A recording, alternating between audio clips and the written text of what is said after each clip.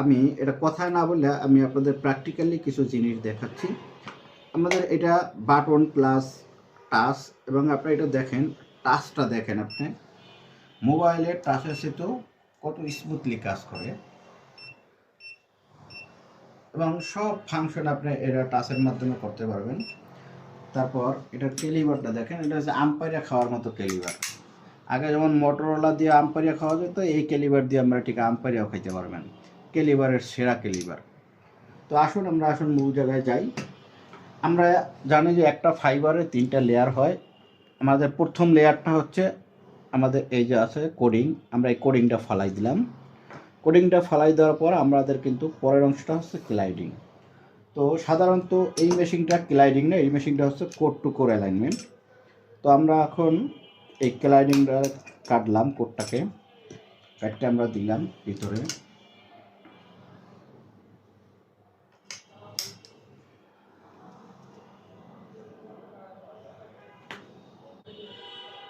তো কোডটাকে কাটবো এখন আমি।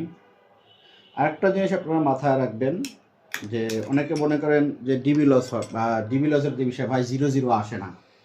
আপনারা যখন এই ক্যালিবার দিয়ে কাটবেন, ক্যালিবারের কাটার অ্যাঙ্গেলটা যদি সেম পরিমাণের হয়, সেটাও আমি দেখাচ্ছি ডিসপ্লেতে, যে আমার লেফট হ্যান্ড সেট কত অ্যাঙ্গেলে কাটলো, রাইট হ্যান্ড সেট কত অ্যাঙ্গেলে কাটলো। যদি সেম অ্যাঙ্গেলে কাটে, এখন ডিসপ্লেতে দেখাই আমরা, যদি সেম অ্যাঙ্গেলে কাটলো, এখন আমি সেট দিলাম।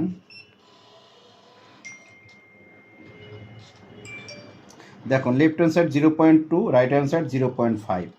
এখন এটা অ্যালাইনমেন্ট হচ্ছে এআরসি, অর্থাৎ ও কিন্তু 3 থেকে 4 সেকেন্ডের মধ্যে ও অ্যালাইনমেন্ট করে ও জোড়া করে ফেলে, অর্থাৎ ফুজিকুরা কি ফুজিকুরার চাইতেও ফাস্ট। এবং দেখেন জোড়াটা নিখুঁত জোড়া হয়েছে, 0.02 ডিবি লস হয়েছে।